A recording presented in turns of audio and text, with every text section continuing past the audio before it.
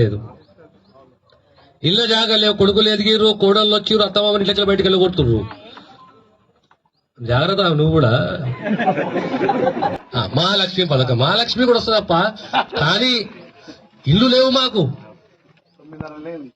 ఇళ్ళ జాగాలు లేవు. ఇప్పుడు జోగిపేటకి ఇళ్ళ జాగాలు ఇవ్వాలి, ఇల్లు కట్టేయాలి పేదోళ్లకు. వయసు పెరుగుతున్నది, పిల్లలు ఎదిగిర్రు, ఆడపిల్లలు బయటకు ఇచ్చినాము, కొడుకు పెళ్లి చేసుకున్నాడు, కూడా వచ్చింది, సంసారాలు ఇట్లా, ఉద్యోగాలు, ఇవన్నీ ఆలోచన చేసి సర్కారు మీ దగ్గర రావాలి, ప్రభుత్వం మీ దగ్గర రావాలి.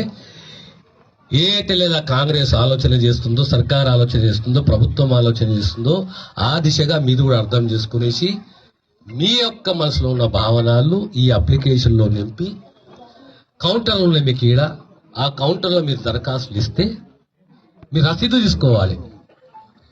ఈ అన్ని దరఖాస్తులు అప్లికేషన్లు కూడా అన్ని ప్రభుత్వం తీక్షణంగా పరిశీలించి అర్హత ఉన్న లబ్ధిదారునికి ఖచ్చితంగా న్యాయం చేయాలి.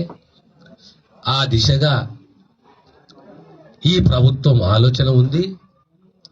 ఆ నేపథ్యంలోనే ఈ ప్రజాపాలన అనే కార్యక్రమము ప్రతి వార్డు, ప్రతి గ్రామము, ప్రతి మండలము, ప్రతి జిల్లా, యావత్ తెలంగాణలో ఈ కార్యక్రమాలు ఏర్పాటు చేసి 28వ తేదీ నుంచి 6వ తేదీ వరకు రోజు ఇది నడిపియాలి. ఈ సభ నడవాలి, ప్రతి గ్రామంలో ఈ వ్యవస్థ నడవాలని చెప్పి ఓ నిర్ణయం తీసుకున్నాం. కనుక అందులో భాగమే మీ వార్డులో కూడా ఈ కార్యక్రమాన్ని యంత్రాంగం, ప్రభుత్వ యంత్రాంగం, ప్రభుత్వ అధికారులు మీ దగ్గర రావాలి, మీకు దరఖాస్తులు ఇవ్వాలి, మీరు దరఖాస్తులు నింపాలి, తిరిగి మీరు ఇవ్వాలి, దానికి మీరు రసీదు తీసుకోవాలి.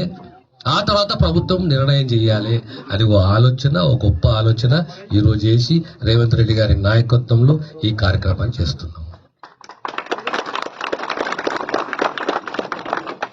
అందులోనే మళ్ళీ నేను కూడా మీ దగ్గరకు వచ్చి లేకపోతే సార్ గెలిచిండు, మంత్రి ఏం రాలేదంటారు, మనం కో బాధ నాకు.